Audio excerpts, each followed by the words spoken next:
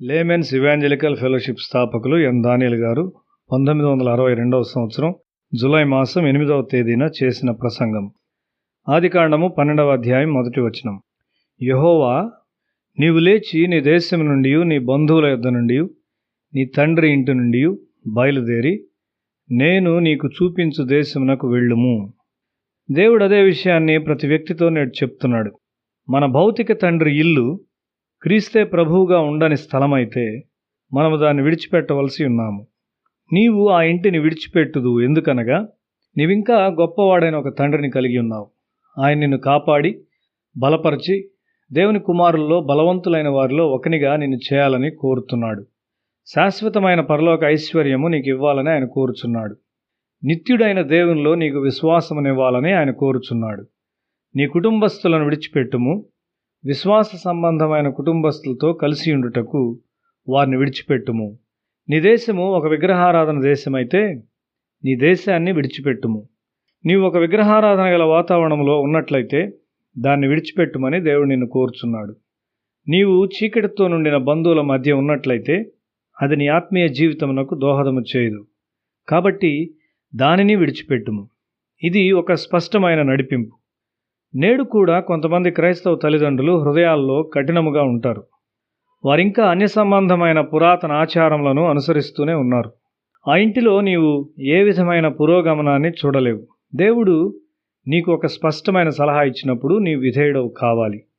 నీ విధేయతలో రాజీ పడుట ఆయనకిష్టముగా ఉండదు. దేవునిలో నీ జీవితమును ఆటంకపరచు ప్రతిదాని నుండి నిన్ను నీవు తప్పక విడుదల చేసుకోవాలి. అది నీ రక్త సంబంధులను ద్వేషించమని అర్థము కాదు. నీ రక్త సంబంధులు కలరా రోగము సోకిన వారైతే నీవు వెళ్ళి వారితో ఉండి వారితో భుజించవు. అన్య ప్రజలతో స్వేచ్ఛగా మాట్లాడే అలవాట్లో నీవు ఉన్నట్లయితే నీవు ప్రమాదకరమైన ఆలోచనలోనికి తీసుకొని పోబడతావు. నీ బంధువులు మసూచి సోకిన వారైతే నీవు వారి ఇంటికి వెళ్లకుండా ఉంటావు. అయితే నీవు ఒక వైద్యునివైతే వారిని పరామర్శించుటకు ఒక వైద్యునిగా వెళ్తావు.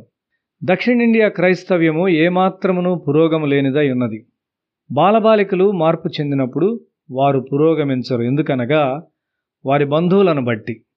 చివరిగా దేవుని వాగ్దానం ఎక్కడ ఉన్నది, విజయం ఎక్కడ ఉన్నది అని వారు చెప్తూ ఉంటారు. అయితే నా మాటకు నీ విధేయత ఎక్కడ ఉన్నది అని దేవుడు చెప్తున్నాడు. అబ్రహాము తన స్వంత స్థలంలో తన బంధువులతో నివసించినట్లయితే 30 సంవత్సరాల తరువాత నా జీవితంలో పురోగమనం ఎక్కడా అని అడిగినప్పుడు దేవుడు ఏం చెప్తాడు? దేవుడు నిన్ను ఒక గొప్ప జనముగా చేసేదను అని 2వ వచనంలో చెప్పాడు. అది నెరవేర్చబడింది, ఎందుకనగా అబ్రహాము దేవునికి విధేయుడయ్యాడు. యూదులు యేసును హింసించారు కాబట్టి వారు శ్రమపడ్డారు. దేవుని న్యాయ తీర్పులను తమ మీదికి తాము తెచ్చుకున్నారు.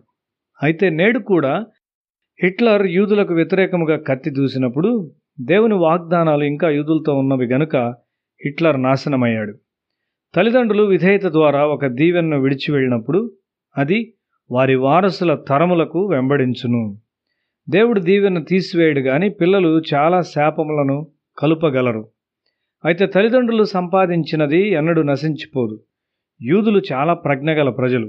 వారు మనకు గొప్ప విజ్ఞాన శాస్త్రవేత్తలనిచ్చారు. గొప్ప గణిత శాస్త్రజ్ఞుడైన ఐన్స్టీన్ ఒక యూదుడు. అణుబాంబు యొక్క నాశనము చేయ శక్తిని అతడు ముందుగా చెప్పాడు. నేడు ఆ గణాంకములు ఎంతో నిజమైనవి. యూదుల్లో చాలామంది వైద్యులు, న్యాయవాదులు మరియు గొప్ప ధనికులు ఉన్నారు. అయితే వారి ఐశ్వర్యములు వారిని గమ్యము చేర్చలేదు. వారింకా మెస్సియాకు సంబంధించిన వాగ్దానముల కొరకు చూస్తూ ఉన్నారు. అవి యేసునందు నెరవేర్చబడినవని వారు ఎరుగరు. నేను నిన్ను ఒక దీవెనగా చేయుదును అని దేవుడు నీతో చెప్పినట్లయితే నీవు సంతోషంగా ఉంటావు. ప్రతి యవనస్తుడు ఈ వాగ్దానం నెరవేర్చబడట చూడగలడు. ఏ విధంగా? అవిశ్వాసులతో విజ్జోడుగా ఉండట ద్వారా కాదు. వారు జన్మించిన విగ్రహారాధన స్థలములను విడిచిపెట్టడం ద్వారా ఒక యవనస్తుడు దేవుని యొక్క సలహాను గూర్చిన అర్థాన్ని గ్రహించి అనుసరించినట్లయితే అతడు ధనవంతుడిగా ఉంటాడు. అతనికి వరకట్నం తీసుకొనుట అవసరం ఉండదు. అతని ఐశ్వర్యము దేవునితో ఉన్నది. అతని యొక్క ప్రతి బిడ్డ ఒక దీవెనగా ఉండును. అది ఎంత ఐశ్వర్యముతో నింపబడినదై ఉండును. నీ ధనమును నీవు ఎరిగి ఉన్నావా? నీవు ఒక దీవించబడిన వ్యక్తివా, లేక రంధ్రములున్న ఒక పాత్రగా ఉన్నావా? నీవు శుద్ధీకరించబడినావా? దేవుని వాక్యముతో నీ హృదయాన్ని నింపుకొనుచున్నావా? దేవుని వాక్యముతో నీవు నింపబడుచూ ఉండగా ఒక బలమైన శక్తిగా ఉంటావు. జీవము గల దేవుని యందలి విశ్వాసము నీలో ఎదుగుచూ ఉంటుంది.